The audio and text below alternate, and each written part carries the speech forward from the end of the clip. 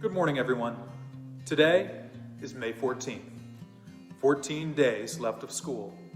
Roughly 100 hours or 6,000 minutes. You know, our time is precious, and I keep track of it because it's limited. Think about that. Answer this question for yourself. What is my role today at St. Edmund's Academy? You might have said, I'm a second grader, or I'm an upper schooler, or I'm a first grade teacher, or I'm a St. Edmund's parent, or in my case, I'm the head of school. We all share something in common regardless of what our present role is, and that is this. We each carry the banner of that role for a limited time. There were second graders before you, and there will be second graders after you. But right now, in this moment, even from your seat at home, even looking through this screen, you are a second grader. And this is the only time in your life when you'll carry that specific banner. So what does it look like when our minutes are full of awareness of the honor and privilege and responsibility to carry that banner well, to be a great and grateful second grader?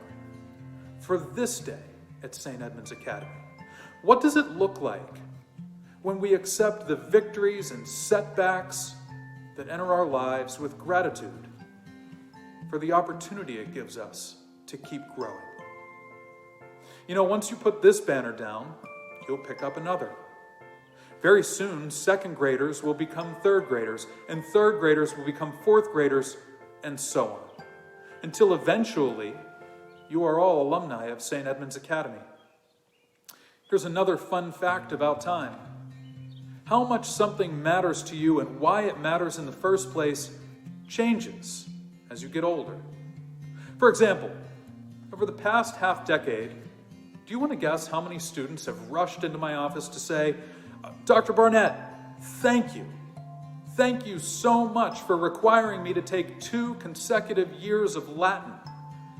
Those translations fill my heart with joy. 0. Well, actually, I think one student did say that. But do you know how many alumni have told me how much Latin class mattered to them? Dozens. And while many have no plans to take Latin again, they take pride in their achievement and they learn valuable habits of mind through the experience. And they see this because they've gotten older. And looking back on that moment helps them understand exactly how much it meant in the first place. Yes, time is precious. And your time here matters more to me than you know. And for our 8th graders, as your last days as students at this school draw closer, I think of the new banner you'll soon pick up.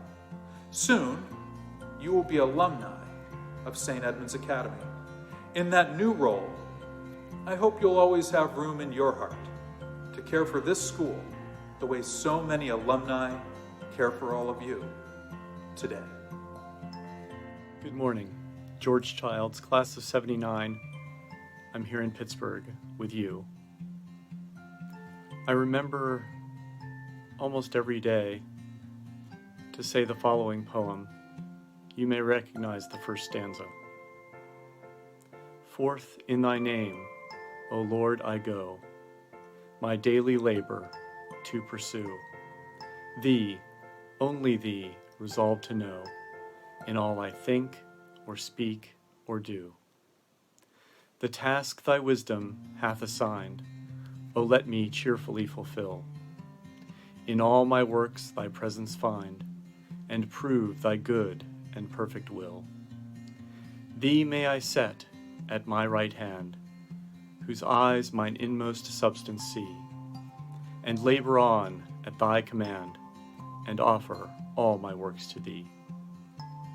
Give me to bear thy easy yoke, and every moment watch and pray, and still to things eternal look, and hasten to thy glorious day.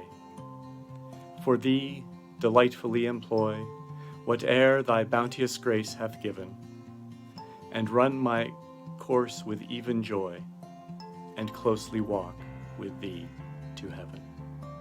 Thank you. Hi, my name is Peter Kraft, St. Edmund's class of 1984, a long time ago. I'm delighted to share a few thoughts for chapel about the values that St. Edmund's gave to me to deal with tough times like these. I think more than anything, what SEA gave to me was the confidence in my own voice, the confidence in working and collaborating with others, and the desire to, more than anything else, understand that we're all in this together and that we have a commitment to the larger common good. So I miss St. Edmund's. I wish you all well, and I'm coming to you from Portland, Oregon as I tape this. But just know that my heart is as fond as ever for the education that I received at St. Edmund's. Hello, my name is Chris Flexner. I graduated from St. Edmund's in the class of 1985, and I currently live in Pittsburgh, Pennsylvania. When I think back on my time at school, I fondly remember the weekly chapel services, reading in the library, devoting myself to the classes and working really hard, both in the classroom and outside the classroom. I also remember playing sports, not very well, but I had a lot of fun and I definitely practiced good sportsmanship. Thank you, Coach, for the help with that.